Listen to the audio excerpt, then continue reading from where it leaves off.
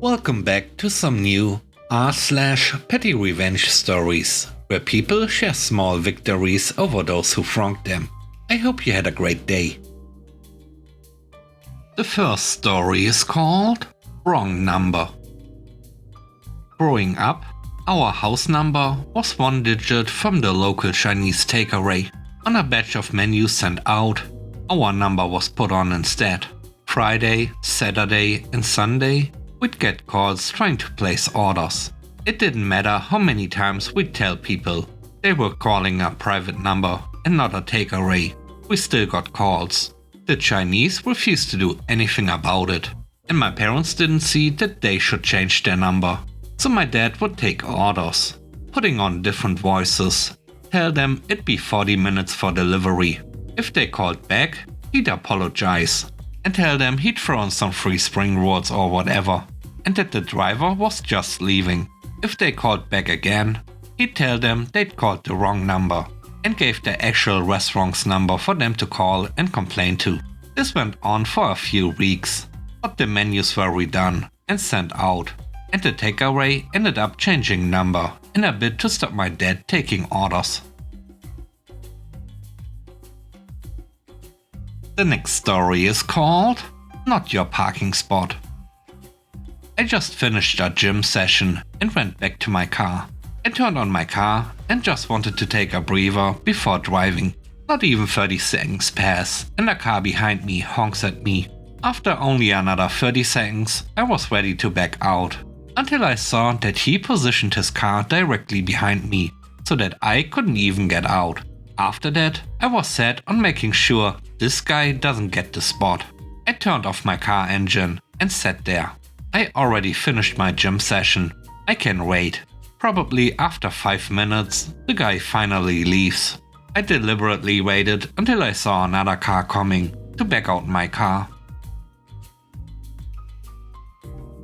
The third story is called Revenge Not Delivered. I was the inadvertent recipient of a minor prank at work. Let's call the instigator Bill. One lunch break, Bill had decided to poke some holes in the top of a bottle of water, thinking it belonged to another colleague of his, who he occasionally had minor prank wars with. Unfortunately, he accidentally picked my bottle of water instead. I don't mind a bit of fun at work, but I wasn't really expecting this, as I had nothing to do with Bill thus far. It would justify an unwarranted prank. Bill himself was known to enjoy pranks a little more than was necessary. However, they were generally harmless, and he was actually very good at his job, so everybody just let it slide. As if he wasn't being mischievous, he'd be happy to help with whatever you were working on. That being said, I can roll with a prank or two, so let's get petty. After a liberal soaking of my blouse, I pretended to be very annoyed and stormed off in a huff, making a point of slamming my bottle of water in the recycling bin for added effect. The other colleagues in the break room, not used to seeing me react this way, were initially concerned that I was in a foul mood and came by my desk to apologize on Bill's behalf and say it wasn't intended for me and to please not make a big deal of it.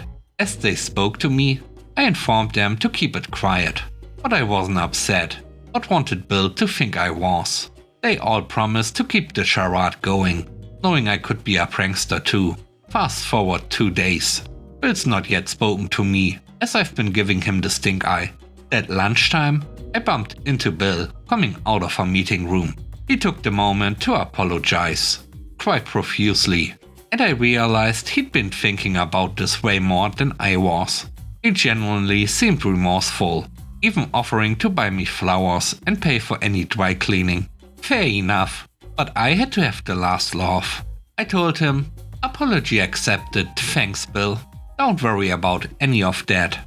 I've already set my revenge trap." I added a nonchalant glance towards where his desk was, just for flair.